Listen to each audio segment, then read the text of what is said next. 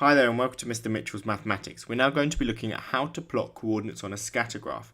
Like always, make sure you've got a pen and paper ready so that you can do the calculations on this video.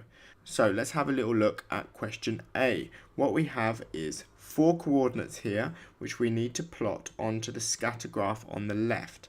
So let's look at the first one, which is 3, 4.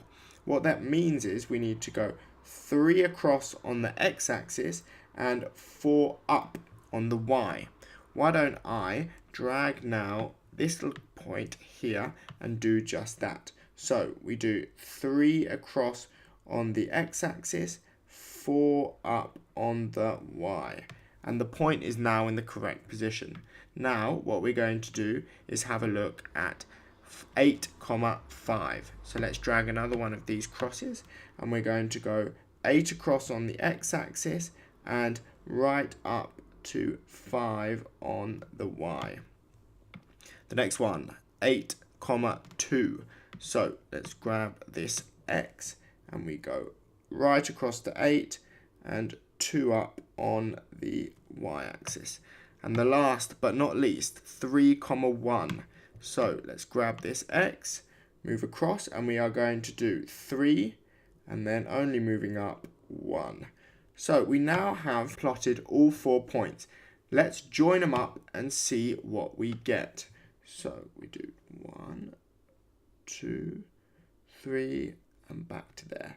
And whilst it obviously hasn't joined up perfectly, what we can see is that we have a parallelogram. How do we know that it's not a rhombus? Well, the length of each sides are not the same. So I'm going to write for question B a parallelogram, and I'm sure I've spelt it wrong, but you know what I'm talking about. Great.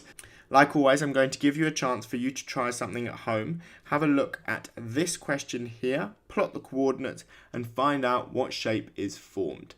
Pause the video now, and in a few moments, I'll give you the correct answer. Best of luck.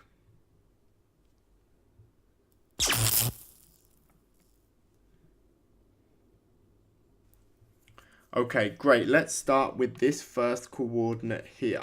2 and 6. So 2 and then up to 6.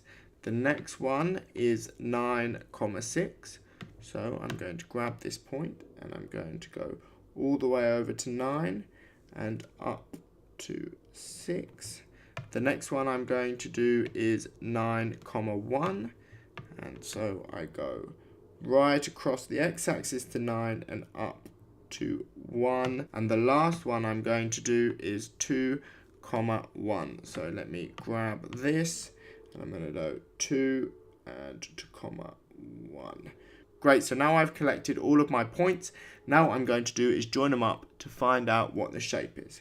So 1, 2, 3, 4. Great, so now what I can see is I have a rectangle. Notice that I know that the sides are not the same because 2 take away 9 is 7, so this length is 7, and 1 take away 6 is 5, so this length is 5. So using the coordinates I can prove that it's not a square, though realistically you probably could just have a little look and see that they're not the same length. Anyway, if you have a question or a query, leave a comment in the section below and I will get back to you as soon as possible. Like always, make sure you subscribe to Mr. Mitchell's Mathematics. Have a great day.